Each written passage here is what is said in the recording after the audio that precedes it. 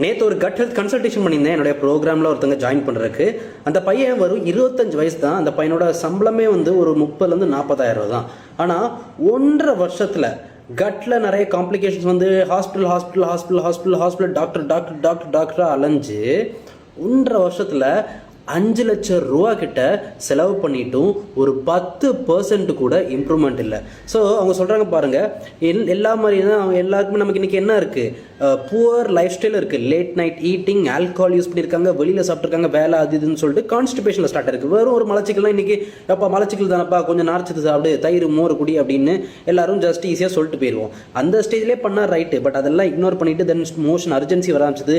கொஞ்சம் கொஞ்சமாக abdomen burning ஆக ஆரம்பிச்சது. உள்ளே போய் பார்த்தா ஹெச்பையில் ஒரு இன்ஃபெக்ஷன் வந்துருக்கு. அது நிறைய நாள் இருந்து ஒரு ஃபியூ மந்த்ஸ் டேமேஜ் பண்ணியிருக்கு. அதை அதுக்கப்புறம் ஹெச்பி கிட் போட்டு ட்ரீட் பண்ணி எடுத்தாங்க.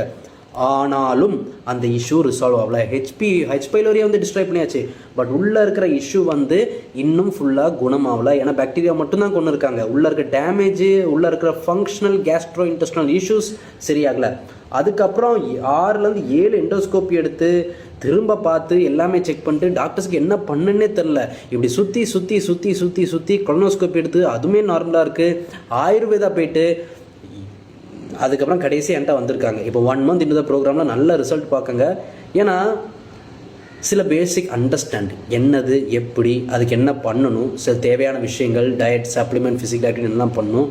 அதெல்லாம் கரெக்டாக பண்ணிட்டு அப்போ அவர் சொல்கிறாரு, என்ன சார் எத்தனை ரூபா செலவு பண்ணி ரூபாய் விடுங்க, என்னுடைய டைம் இது அலைச்சல், எனக்கு வாழ்க்கையை முடிச்சிடலாமா அப்படின்ற ஒரு கேள்வியில் இருந்தார். இதுதான் கட் ஹெல்த்தோட ஒரு நிலைமை. இன்றைக்கி சொல்யூஷன் இல்லாமல் மக்கள் சுற்றிட்டு இருக்காங்க.